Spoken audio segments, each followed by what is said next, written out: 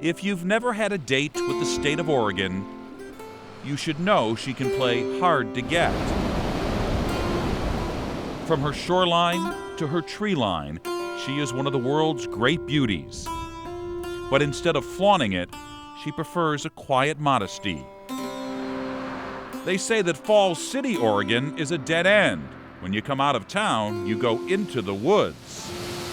You're either going fishing or hunting or any other type of recreational thing. Less than 1,000 people live here, and last year the high school only had 35 students. So your graduating class had how many people? I think 6. Ethan McConnell grew up here. Though the school was small, he was a big man on campus, even captain of the basketball team. I would say he's just your ordinary, typical teenager. An ordinary teenager, perhaps, but around here, they're still talking about the time that he did something extraordinary. It happened here in Mapleton, Oregon.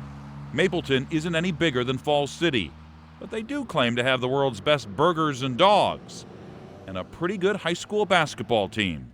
Mapleton and Falls City aren't in the same conference, and they're more than 100 miles apart, but they are rivals. They're both small towns. They're both very close-knit. Perhaps the most popular player for Mapleton High is Davin Overton, who started playing basketball in middle school because he liked Mike. One of my inspirations was Michael Jordan. Michael Jordan was never afraid of a challenge, and neither is Davin. As a child, he was diagnosed with Dandy Walker variant. It impairs his speech, his gross motor skills, and his fine motor skills.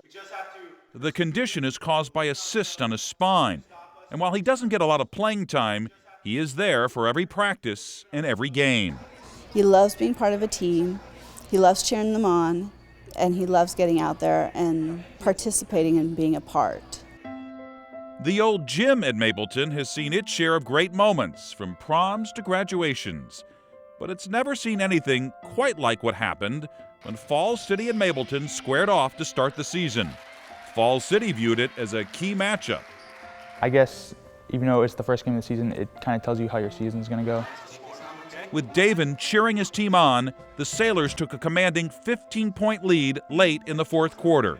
After trailing by, I don't know, I'd say like 15 points, we didn't have the mentality of we're still going to win this game, but I guess it's kind of hard to quit, so we still try our hearts out and play.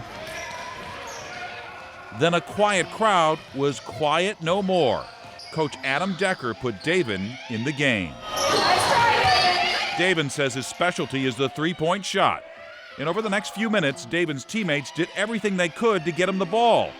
But no matter how hard he tried, he couldn't get one to fall. I kept missing. Yeah, that's basically what happened. You hear the crowd going, "Oh, come on, buddy, just one more time." Then, with time running out, no one in the old gym expected to see what happened next. I don't know, it just all clicked for me at once that, you know, I wanted the same thing his team wanted. Ethan McConnell committed one of the most memorable turnovers of all time. Instead of passing the ball to a teammate, he passed it to Davin.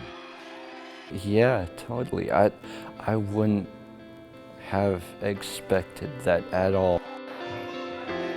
And in more ways than one, the shot was good.